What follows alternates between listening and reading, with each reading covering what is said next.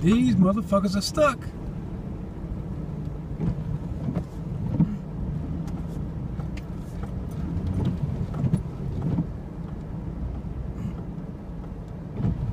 This is crazy right here, boy. Thank goodness for four-wheel drive.